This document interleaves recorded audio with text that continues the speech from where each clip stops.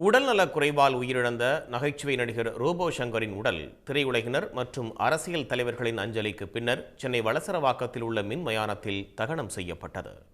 சின்னத்திரை நகைச்சுவை நிகழ்ச்சிகளின் மூலம் ரசிகர்களின் கவனத்தை ஈர்த்த நகைச்சுவை நடிகர் ரோபோ சங்கர் பின்னர் தீபாவளி திரைப்படத்தின் மூலம் வெள்ளித்திரைக்கு வந்தார். மாரி, விஸ்வாசம் உள்ளிட்ட பல்வேறு படங்களில் நடித்த அவர் பின்னர் குணச்சித்திர கதாபாத்திரங்களிலும் நடித்து வந்தார். ரோபோ சங்கர் கதாநாயகனாக நடித்த அம்பி என்ற படம் விரைவில் திரைக்கு வர உள்ளது. இந்நிலையில் ரோபோ சங்கர் சில மாதங்களுக்கு முன்பு மஞ்சள் காமாலை நோயால் கடுமையாக பாதிக்கப்பட்டார். பின்னர் சிகிச்சைகள் மூலம் மீண்டு வந்த அவர் படங்களில் நடிக்க தொடங்கினார். ஆனால் ஓரிரு நாட்களுக்கு முன்பாக சென்னையில் படப்பிடிப்பில் இருந்தபோது மயங்கி விழுந்த ரோபோ சங்கர் பெருங்குடியில் உள்ள தனியார் மருத்துவமனையில் சிகிச்சைக்காக அனுமதிக்கப்பட்டார். எனினும் சிகிச்சை பலனளிக்காமல் அவர் உயிரிழந்தார். நான் அவரும் சிங்கப்பூர் சலூனில் ஒன்றா நடித்தோம்.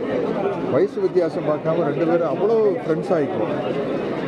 ரெண்டு பேரும் தலைவர் படம், புரட்சி தலைவர் எம்ஜிஆர் படம் நாரோடி மண்ணில் வர வசனத்தை நாங்கள் ரெண்டு பேரும் ஒரு போட்டி மாதிரி வச்சுக்குவோம். அவரும் சூப்பராக பேசுவார், நானும் சூப்பராக பேசுவேன். அவர் நாரோடி மண்ணில் ஒரு சீனை பேசிட்டாருன்னா நான் ஒரு சீனை பேசுவேன். ஒரு 2-3 வருஷத்துக்கு முன்னாடி 1000ல் ஒருவன் ரிலீஸ் ஆனப்போ நான் தம்பி மயின்சாமி, ரோபோ சங்கரில் ஒன்றா போய் அந்த படம் பார்த்து ஏதோ ஒரு ஸ்கூலில் படிக்கிற குழந்தை மாதிரி வாத்தியார் வர சீனில் எல்லாம் பிசிலடிச்சு கைதட்டி மகிழ்ந்த அந்த நினைவுகள்லாம் எனக்கு பசுமையாக ஞாபகத்தில் இருக்குது. ரொம்ப மனசுக்கு வேதனையான ஒரு விஷயம். 46 வருஷம் ஆச்சு. அவங்க குடும்பத்தாரெல்லாம் மனதைரியத்தோடு இருக்கணும். அனைவரின் நன்மதிப்பையும் நல்லன்பையும் பெற்றவர். சின்னத்திரையிலும் கலைத்துறையிலும்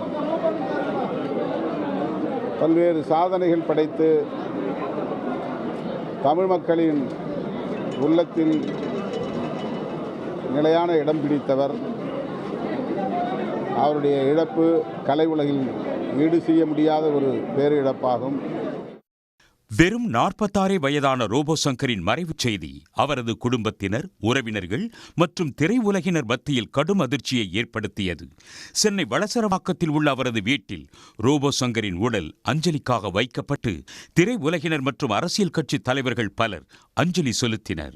இறுதி ஊர்வலத்தில் ரோபோ சங்கரின் மனைவி கண்ணீருடன் நடனமாடி வழி அனுப்பி வைத்தது ஊர்வலத்தில் பங்கேற்றோரை கதறி அழ வைத்தது.